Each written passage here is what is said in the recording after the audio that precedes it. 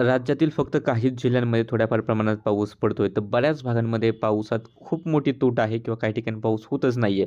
नमस्कार, मी किरण वाघमोडे. तुम्ही पाहतात हवामान अंदाज आणि बातम्या फेसबुक पेज, यूट्यूब चॅनल. आज 15 ऑगस्ट सायंकाळचे 6:30 वाजलेत. पाहूयात आज रात्री आणि उद्या 16 ऑगस्टला राज्यातील हवामान कसे राहील. तर कोकण घाटाच्या आसपास पाऊस होतोय. मध्यम ते जोरदार स्वरूपाचे सरी बरसत आहेत अपेक्षेप्रमाणे. पण या ठिकाणची सुद्धा सरासरी जे आहे ती अजून काय भरून निघत नाही या पावसाने. त्यानंतर हा जो काही विदर्भाचा पूर्व भाग आहे, भंडारा, नागपूर, गोंदियाच्या आसपास अपेक्षेप्रमाणे थोडाफार पाऊस झाला आहे. पण हाही पाऊस सरासरीच्या तुलनेत कमीच आहे.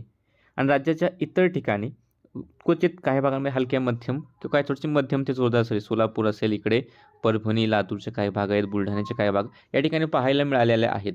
पण याही ठिकाणची सरासरी फक्त सोलापूर जिल्ह्यातील ज्या ठिकाणी पाऊस झाला त्या भागात थोडा सरासरीहून अधिक होता. बाकी इतर ठिकाणी जो पाऊस झाला आहे तो त्या दिवसाची सरासरीसुद्धा भरून काढू शकला नाही. म्हणजे पाऊस होतोय, काही ठिकाणीच होतोय तो मोजक्या ठिकाणी, आणि जो होतोय तो सुद्धा अपुराच पाऊस आहे. फक्त घाटाच्या आसपास कंटिन्यू पाऊस आहे. ज्या ठिकाणी पाऊस अपेक्षित असतो जुलै ऑगस्टच्या दरम्यान, तर त्या ठिकाणी पाऊस चांगला पडतोय. आणि ऑगस्टमध्ये राज्यातील पावसाची कमतरता ही बऱ्याच प्रमाणात पाहायला मिळते. आतापर्यंत ऑगस्ट राज्यासाठी सरासरीहून कमी पावसाचाच पाहायला मिळालेला आहे. सिस्टीम जर पाहिलं तर जे चक्राकार वारे आहेत आता इकडे साधारणतः झारखंडच्या आसपासच्या भागामध्ये पाहायला मिळत आहेत. कमी दाबाचे क्षेत्र होतं ते आता विरून या ठिकाणी फक्त चक्राकार वारे राहिलेत. अतिउंचावरील चक्राकार वारे इकडे बंगालच्या उपसागराच्या उत्तर पश्चिम भागात सक्रिय झालेले आहेत आणि पुढील 48 तासात या चक्राकार वाऱ्यांपासून नवीन कमी दाबाचे क्षेत्र विकसित होईल.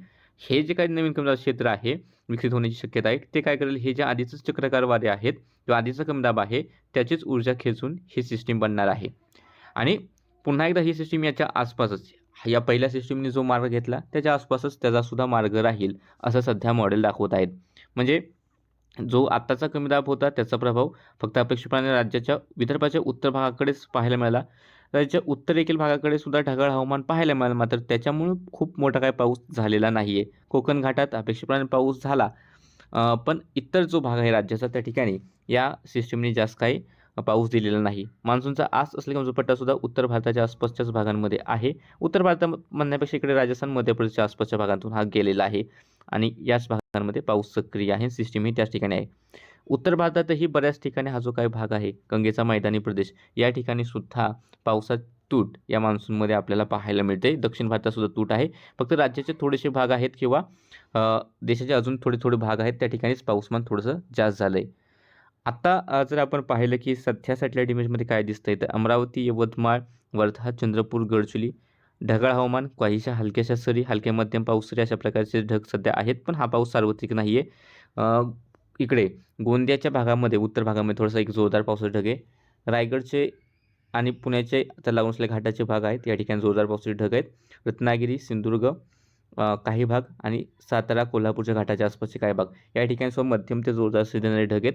सोलापूर, लातूर हलक्याशा सरी काही ठिकाणी आहेत, पण मोठ्या क्षेत्रावरती मोठा पाऊस नाही. किंवा राज्यातही इतर ठिकाणी ढगाळ हवामान आहे. क्वचित एखाद्या ठिकाणी हलकीशी सर पावसाची येतही असेल थोड्या वेळासाठी, एकदम हलके थेंब पडले सुद्धा असतील, पण विशेष करून पाऊस काय होत नाही आहे. कोकण घाटातही पाऊसमान जे आहे ते आहेत, पण व्याप्ती जी आहे ते अपेक्षेप्रमाणे नाही. मध्यम ते जोरदार सरी होत आहेत, पण सर्वदूर अशा पावसाच्या सरी सध्या पाहायला मिळत नाही आहेत. आणि कोरडे वारे पुन्हा एकदा व्हायला सुरुवात होणार आहे आणि आत्ता जो पाऊस कमी आहे ना त्याच्यामुळे सुद्धा अजून कमतरता आपल्याला पाहायला मिळेल.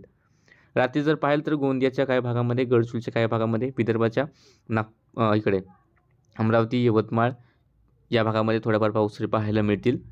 घाटाच्या आसपास मध्य महाराष्ट्र पश्चिम भागात थोडाफार पाऊस पाहायला मिळेल. कोकणात मध्यम ते जोरदार सरी राहतील.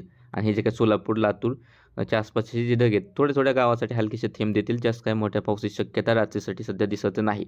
अपेक्षा होती की इकडे आज स्थानिक ढग निर्मिती होऊन थोडासा गडगडाट व्हायला पाहिजे होता. बीड, धाराशिवच्या आसपास मॉडेल दाखवत होते या पट्ट्यात, किंवा हा जो काही भाग आहे छत्रपती संभाजीनगर, जालन्याचा आसपासचा भाग, पण तसे काय ढग निर्मिती अजून तरी पाहायला मिळाली नाही. थोडेसे ढग आहेत सोलापूर जिल्ह्यामध्ये, पण ते त्या प्रकारचे ढग नाहीत ज्या प्रकारचे म्हणजे वळीव सदृश्य पाऊस होण्यासाठी पाहिजे होते. यानंतर जर आपण उद्याचा अंदाज पाहिला तर उद्यासुद्धा जी काही शक्यता आहे पावसाची, त्याप्रमाणे घाटात आणि कोकणात एक दुसऱ्या ठिकाणी मध्यम ते जोरदार पाऊस होण्याची शक्यता राहील. त्यानंतर भंडारा, गोंदिया, नागपूर एक दुसऱ्या ठिकाणी मध्यम ते जोरदार पावसाची शक्यता. मध्य महाराष्ट्राचे पश्चिमेकडील भाग हलक्याशा सरी किंवा हलक्या मध्यम सरी आणि राहिलेल्या राज्याच्या इतर भागात स्थानिक वातावरण तयार झालं तरच थोडीफार शक्यता बनेल, नाहीतर क्वचित हलक्याशा सरी झाल्या तर होतील. जास्त काय शक्यता सध्या राज्याच्या इतर ठिकाणी दिसत नाही. क्वचित एका दुसऱ्या ठिकाणी हलक्या मध्यम सरी होऊ शकतात. हवामान विभागाचे इशारे पाहिले तर भंडारा, गोंदिया आणि गडचिरोली मेघगर्जनेसह पावसाचा येलो अलर्ट. धुळे, नाशिक, पूर्व छत्रपती संभाजीनगर, जळगाव हलका मध्यम पाऊस किंवा गर्जना. पुणे घाट, सातारा घाट, रत्नागिरी मुसळधार पावसाचा येलो अलर्ट आणि राज्याच्या इतर ठिकाणी धोक्याचे इशारे आहेत. क्वचित हलका किंवा हलका मध्यम पाऊस होईल असा अंदाज आहे. या अपडेटमध्ये इतकंच. फेसबुक पेज फॉलो करा, यूट्यूब चॅनल सबस्क्राईब करून ठेवा.